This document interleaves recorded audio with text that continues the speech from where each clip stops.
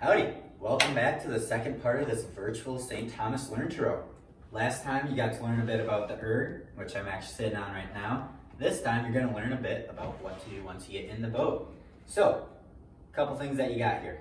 Number one, the oar. Number two, you have our makeshift oar lock.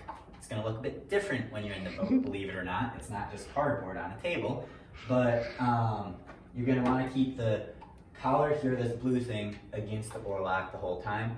That just helps balance out the boat so that all the oars are extended all the way out the entire stroke.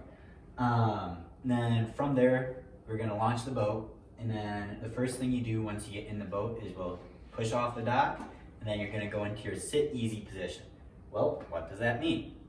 So you have the oar here. You want to have the blade on the feathered position, which is what it's at right now, where it's flat on the water.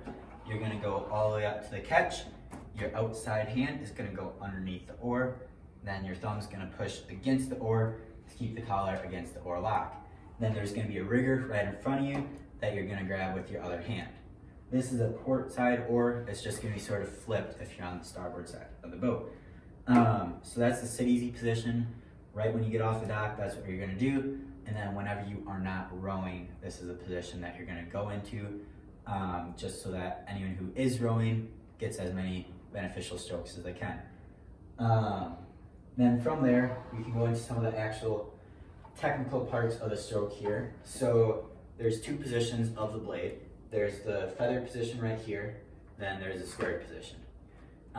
When you have your grip on the handle, you have your right or your inside hand for if you're port on the inner part of the green, then your left hand is on the outer part of the green there, with your pinky just sort of off the side. For the two positions of the oar, you're at the square position here. The blade is going to be perpendicular in the water. At the feathered position, it's going to be flat. You already are in that position, so you probably have a bit of a feeling for what that's going to be like.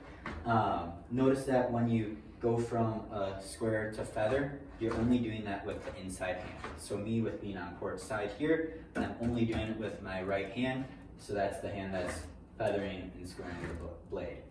And then in the stroke, your outside hand is going to be the one that's just pulling the oar through the water.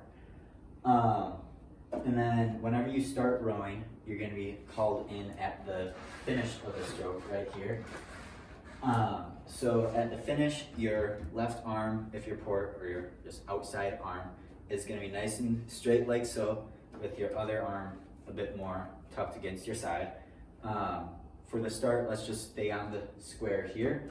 Then you're going to go arms away, back and body over, and then your slide goes up to the catch right here.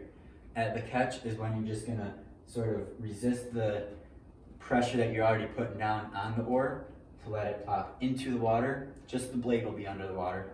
No part of the actual oar itself is under except the blade.